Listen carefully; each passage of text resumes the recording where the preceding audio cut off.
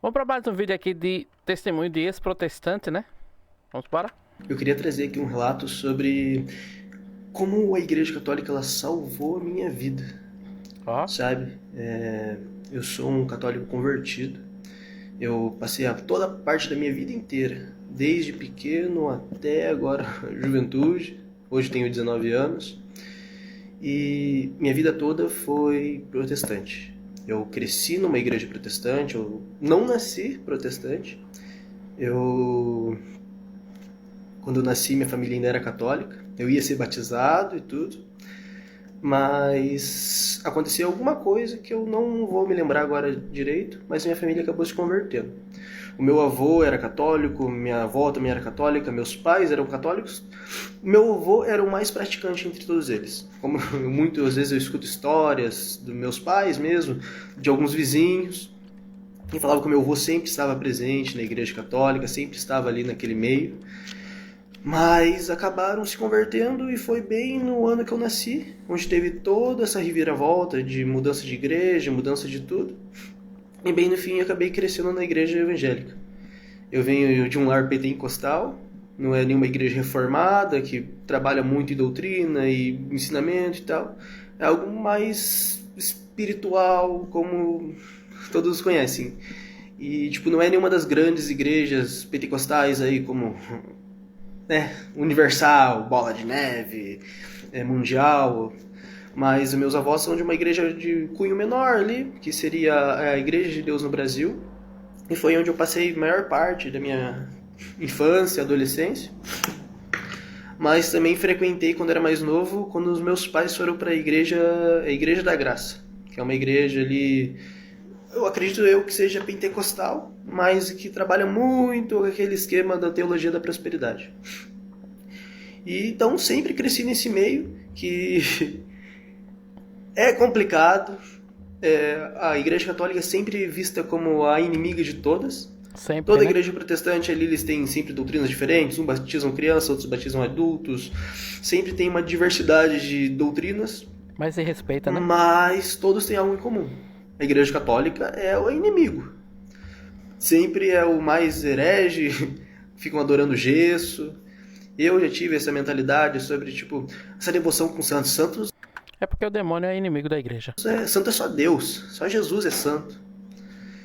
Mas com o tempo eu acabei tendo outra ideia, outra imagem. Hoje eu tenho até isso aqui, ó. Olha aí. Quem diria ter um bonequinho de gesso, né?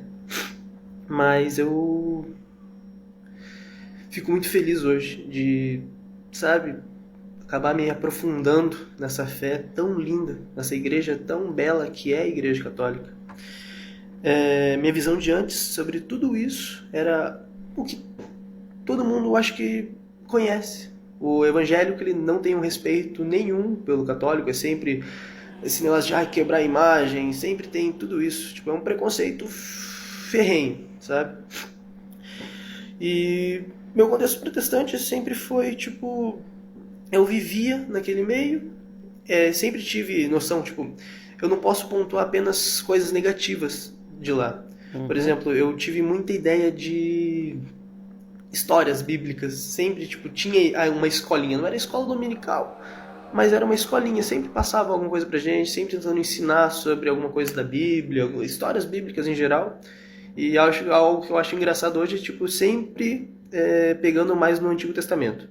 Eu acho que é algo meio que comum da igreja protestante, evangélica, que é sempre pegar no ponto do Antigo Testamento. Sempre gosta de falar da história de Salomão, de Davi, de Josué, de as histórias antigas. Ou é Antigo Testamento ou é Apocalipse. É sempre isso aí. Nunca fala dos evangelhos, nunca fala dos Atos Apóstolos nem das cartas.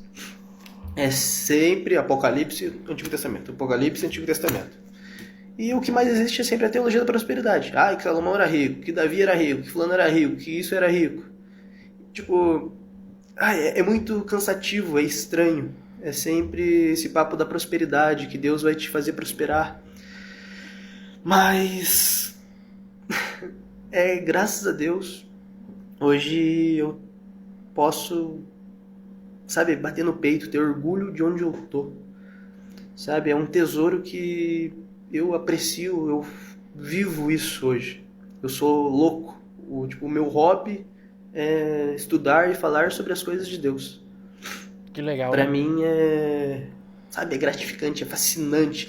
Cada livro que eu leio, cada artigo que eu leio, cada coisinha. Hoje eu tô terminando aqui o Novo Testamento e, sabe, são tantas coisinhas que quando você lê com a visão católica, cara, você pira, você fala, caraca, velho, onde tava esse versículo antes?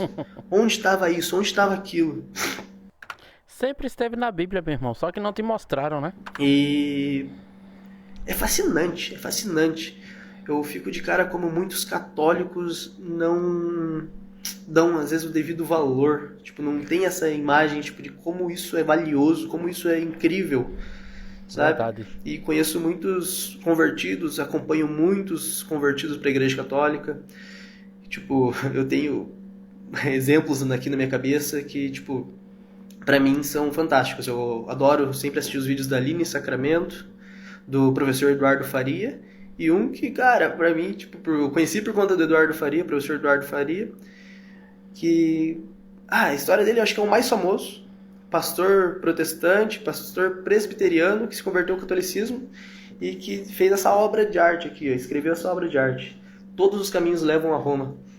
Livro fascinante. Esse livro aí nós vamos sortear agora aqui no canal em janeiro. Todos os caminhos levam a Roma, né, do Dr. Scott Hahn, para os membros. Por isso se torne membro, gente.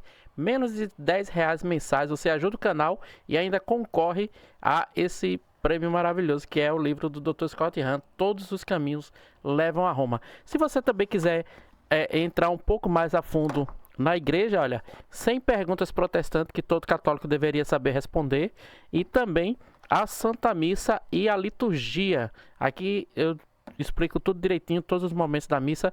O link está na descrição. É magnífico.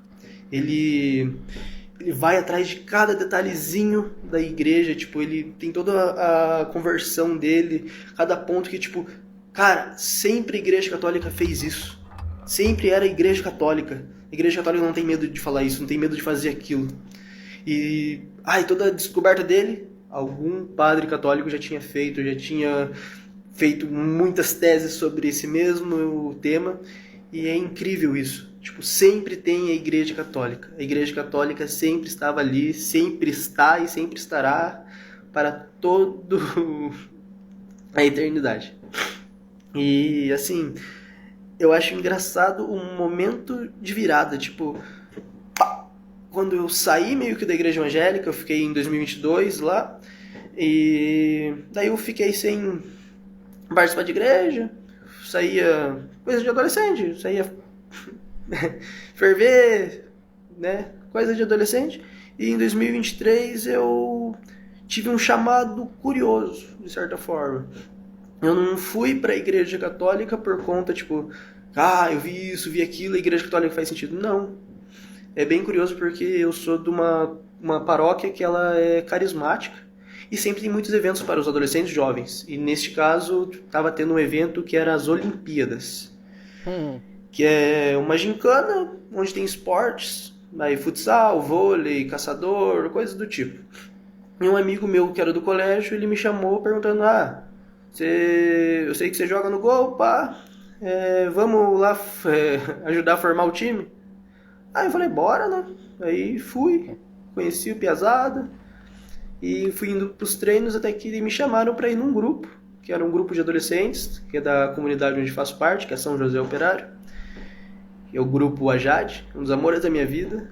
Foi um dos principais instrumentos para minha conversão, de muitos momentos que vivi, muitas diversões, muitas tristezas, muita história, sabe? Às vezes era algo mais descontraído, mas sempre tinha momentos. Minhas missas foram com eles, sempre todo domingo a gente se encontrava na comunidade São José Operário e saíamos andando até a comunidade matriz, que era onde realizava a missa durante a noite. E lá era fantástico, eu amava aquilo lá. O vídeo tá ficando um pouco longo, vamos pra parte 2.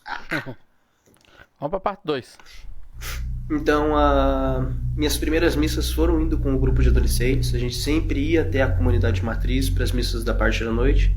Então, eu desenvolvi muito o meu espiritual ali. Sem muito entender as coisas, sempre participei do culto protestante, que normalmente é algo que o pastor sonhou no dia anterior, ou algo que ele preparou, ele leu a Bíblia, olha, que legal, vou passar isso para os meus fiéis. Já na Igreja Católica sempre foi algo mais organizado.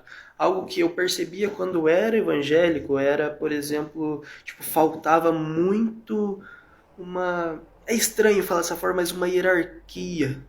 Tipo, eu tô vendo esse pastor aí, mas por que que ele é o pastor?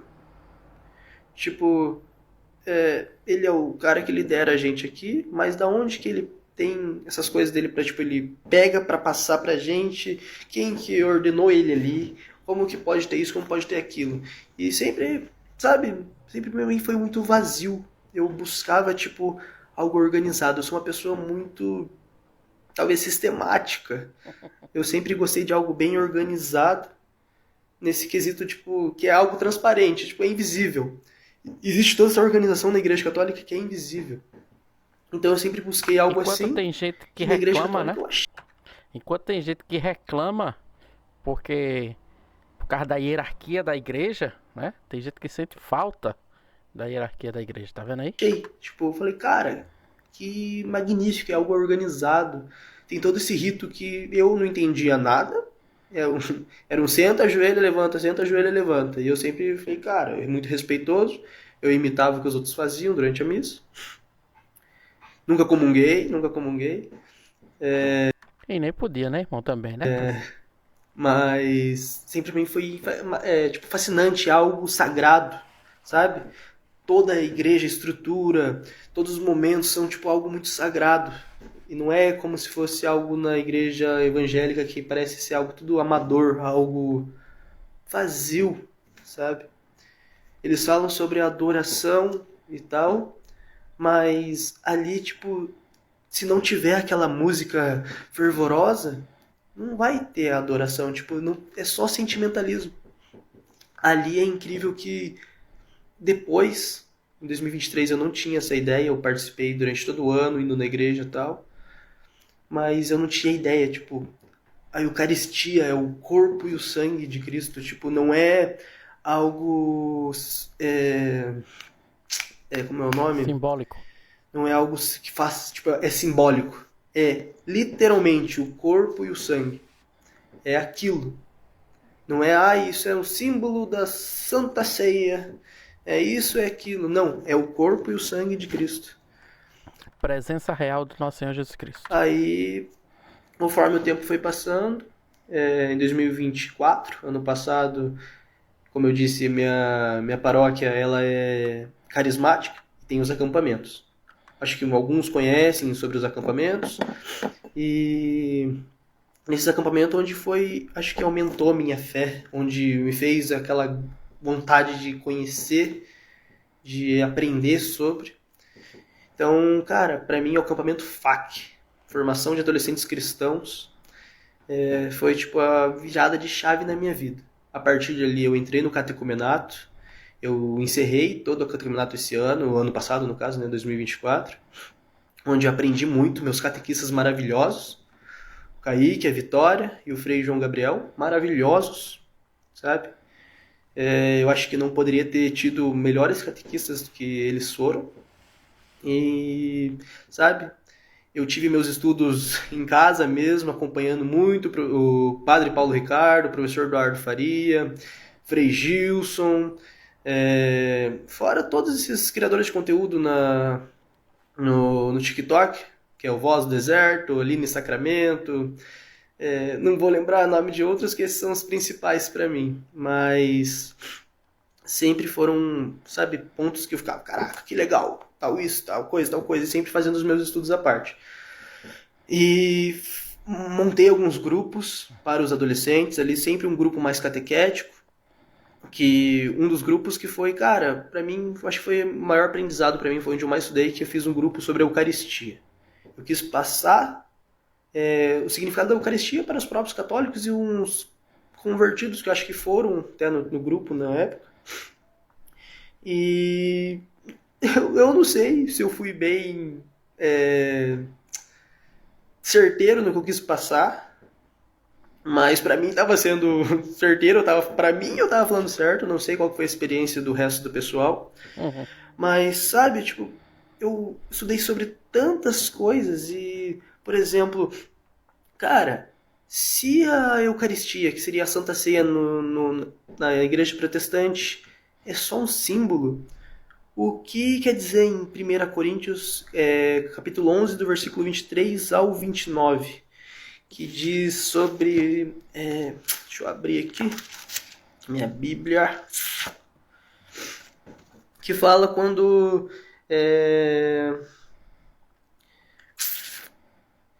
sobre você beber do cálice do Senhor indignamente, será réu do corpo e do sangue do Senhor. Daí, por conseguinte, que cada um examine a si mesmo antes de comer deste pão e beber deste cálice. Pois aquele que come e bebe sem discernir o corpo, come e bebe a própria condenação. Se fosse só um símbolo, a Santa Ceia ou a Exato. Eucaristia que existe na Igreja Católica, por que que teria isso aqui? Por que que você estaria, tipo, tomando a seu próprio Condenação. pecado, se aquilo ali é só um símbolo?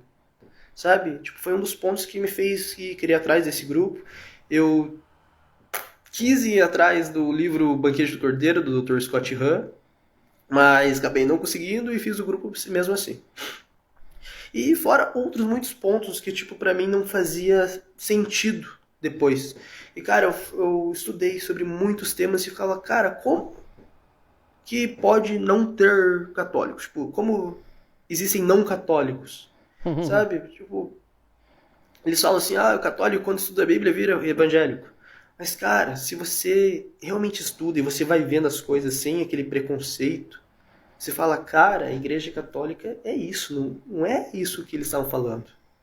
A igreja católica é tal coisa, não isso que sopram na tua cabeça durante a vida, durante o evangélico, ou às vezes, tipo, eles pegam trechos separados ali e ter um sentido na cabeça pra pessoa. Então, sabe, pra mim não faz muito sentido. Por exemplo, essa divergência de pensamentos. Todos eles seguem o mesmo movimento que seria a Reforma Protestante, que tem a sola escritura, que é só escritura, vale. Tipo, não nada mais, sem magistério, sem tradição, sem nada. Mas, cara, qual que é o sentido? Muita gente não entende direito, principalmente os protestantes, sobre essa questão da tradição e sobre o magistério, e dizem que nós católicos não levamos a Bíblia a sério, a palavra a sério. Não é isso. Para nós católicos temos três vertentes de fé, três verdades de fé, né? E todas são a coluna da nossa igreja, que é a palavra, a tradição e o magistério. Isso não quer dizer que um seja maior do que o outro, mas os três é que sustentam a igreja, tá? Então, tanto a palavra quanto a tradição e o magistério têm o mesmo poder para a igreja católica. Se eles pregam somente a Bíblia, por que existem tantas denominações, tantas igrejas? Qual que é o significado disso? Tipo, por quê? Se todos eles têm o mesmo manual, por que tem construções diferentes? Sabe? Tem religiões que guardam o sábado, tem religiões não, denominações que batizam crianças, batizam adultos, tipo, são divergentes entre eles. E sendo que eles têm o mesmo manual, sabe? Algo que eu tava pensando um tempo atrás, tipo, todos eles falam, foi o Espírito Santo que revelou pra mim tal coisa. Então ele vai lá, abriu a igreja dele, fez toda a sua tradição, de certa forma, sua doutrina, criam suas doutrinas. O Espírito Santo vai revelar para pessoas diferentes, coisas diferentes. Tipo, cara, eu não consigo ver na mesma essência Deus, que seria na forma do Espírito, né? Trindade, Deus Espírito, sendo mentiroso, contando uma coisa para mim, contando uma coisa pro meu vizinho, contando outra coisa para outro vizinho. Eu não consigo ver isso. Então, tipo, como eu ficava de cara, como o Espírito Santo pode contar coisas diferentes para pessoas diferentes. Sendo que a essência de Deus é ser verdadeiro. Não Pois pode é. ter mentira em Deus. Então por que Deus contaria uma coisa para um ou uma coisa para o outro? Sabe? Para mim não faz sentido isso. Quem conta uma coisa para um e conta coisa para o outro é um enganador. Quem é conhecido por ser um enganador não é o Espírito Santo. É verdade. Então, como pode ter diferenças? Então, para mim não faz sentido algum ter as outras denominações. Eu respeito, tenho total respeito, tenho, de certa forma, um agradecimento. Tipo, eu sou grato pelo que me ensinaram, me formaram como um cristão. Tenho muito respeito pelo meu avô, que é um homem muito conhecedor da Sagrada Escritura, um homem de fé, um homem maravilhoso, sabe? É o meu exemplo de fé, de homem, de pessoa, sabe? Mas às vezes eu acho que eu me sinto, às vezes, com dificuldade de, às vezes, querer conversar mais com ele sobre essas coisas, por conta que, cara, ele é muito feliz com a vida dele, tipo, sendo um evangélico, ele crê em Deus, ele é uma pessoa muito, tipo, cara, é incrível como é a devoção do meu avô por Deus. Ele ama Deus a todo custo, ele fala sempre, tipo, cara, eu adoro as minhas conversas com ele sobre histórias bíblicas e tal. Que E, massa, né? tipo, cara, pra Que mim seria um massa sonho vivenciar ter ele isso. junto comigo na igreja católica. Tipo, ele se reconverter, voltar pra igreja. Mas é algo que eu acho muito difícil. E era uma pessoa que eu gostaria de acabar conseguindo conversar sobre as coisas, mas eu tenho muito medo. Mas eu acredito que seja muito isso o que eu queria falar, sabe? Sobre como a Igreja Católica realmente mudou minha vida, sobre todo o estudo que eu venho tendo, sobre, sabe, não falta nada, já tá tudo encaixado. Muitos vêm com as histórias de que a Igreja Católica é prostituta do Apocalipse, a Igreja Católica faz isso, a Igreja Católica é aquilo. Mas, cara, a Igreja Católica ela é bela. Tiveram sim coisas erradas, mas não era a Igreja Católica. Eram homens que levavam o nome da Igreja Católica, padres e bispos e muitas pessoas que foram problemáticas na história. Mas a Igreja Católica não. A Igreja Católica ela é santa. Ela é maravilhosa, ela não tem pecado, ela não tem ruga, ela não tem nenhum problema. Se uma pessoa da tua família, ela faz uma coisa errada na rua, toda a família, ela não pode ser julgada pelo erro que o teu familiar cometeu, né? Ela é santa, ela é apostólica, ela é católica. Então, sabe, hoje eu vejo, cara, é magnífico. Cada vez que você começa a estudar, você descobre que você não sabe nada, porque tem muito mais. Tem muita coisa para abordar, é muito grande, é gigante a história da igreja, os santos padres, os santos mesmo, sabe?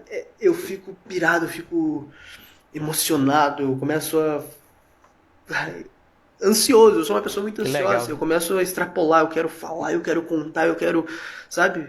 Eu fico com certa gula de conhecimento, queria aprender cada vez mais sobre todas essas histórias. E, sabe, quando você é católico, você vê tudo diferente, cara. Quando eu era evangélico, tipo, eu tinha aquela visão, a Bíblia é a palavra, que cada vez que você lesse a Bíblia, você podia ter um entendimento diferente, tal, que, sabe, pra mim a Bíblia era o pedestal supremo. Só que depois vendo a história, a Bíblia é um fruto da igreja, sabe? Não é a igreja que tem que ser, tipo, abaixo da Bíblia. A Bíblia foi algo que foi criado pela igreja para a igreja. Sem a igreja, ela pode ser um problema, sabe? Mas como eu falei, né? A Bíblia, a palavra, a tradição e o magistério têm as mesmas forças dentro dessa coluna. Elas sustentam a igreja. nenhuma é maior do que a outra, né? A Bíblia, sim, ela é um fruto, sim, da Igreja Católica, né? Porque foi a Igreja Católica que fez o cânon bíblico, que organizou os livros como Bíblia, né? Então, assim, antes, 300 anos antes da criação da Bíblia, já existia a igreja, né? E as pessoas não evangelizavam com a Bíblia na mão, né? Sem, tipo, a Bíblia sem o seu criador, sem quem, tipo, detém o, o poder de querer decifrar, querer entender, querer passar o que está aqui, é a igreja, porque foi ela que formou. Fala assim que, que a igreja só colocou ali, tipo, fez a Bíblia ser um livro. Mas não, existiam muitos evangelhos, principalmente no no Novo Testamento, que podiam ter entrado, mas foi a Igreja Católica que escolheu. Não, vão ser esses 27 e ponto. É isso e aquilo, acabou. Como as cartas de Santo Inácio de Antioquia quase entrou na Bíblia, né? Então, eu consigo ver, tipo, hoje de uma forma muito mais bonita. Por exemplo, cara, a tradição é magnífica. Ela é mencionada várias vezes no Novo Testamento sobre guardar a tradição, porque a tradição é importante, tradição é isso, tradição é aquilo, guardem as tradições. E, tipo, acho que todos os protestantes pensam que Jesus andava com a Bíblia embaixo do braço, saindo pregando para os outros, mas não. Cristo, ele conversava, ele falava para as pessoas, ele ensinava verbalmente, sabe? Não existia nenhum livro para passar para eles. Os apóstolos passaram toda a vida deles como pregando oralmente, falando em praças, falando nos templos, em sei lá, eu não sei onde se passava direito, mas as pregações deles eram orais. Não tinha nenhum livro para passar para eles. Os evangelhos foram sendo escritos, se eu não me engano, de Lucas e Marcos foi nos anos 60, 70. Então foi um bom tempo depois. Fora que a Bíblia foi ser compilada só no quarto século. Quarto século?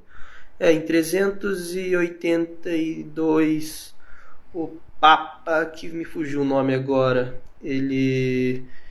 acho que ele pede para São Jerônimo algo. Aí em 393, no concílio de Hipona, começa a ser planejado tudo, e em Cartago, em 397, é declarado, eis aqui a palavra. Daí tem a Bíblia formadinha, bonitinha, como a gente tem hoje.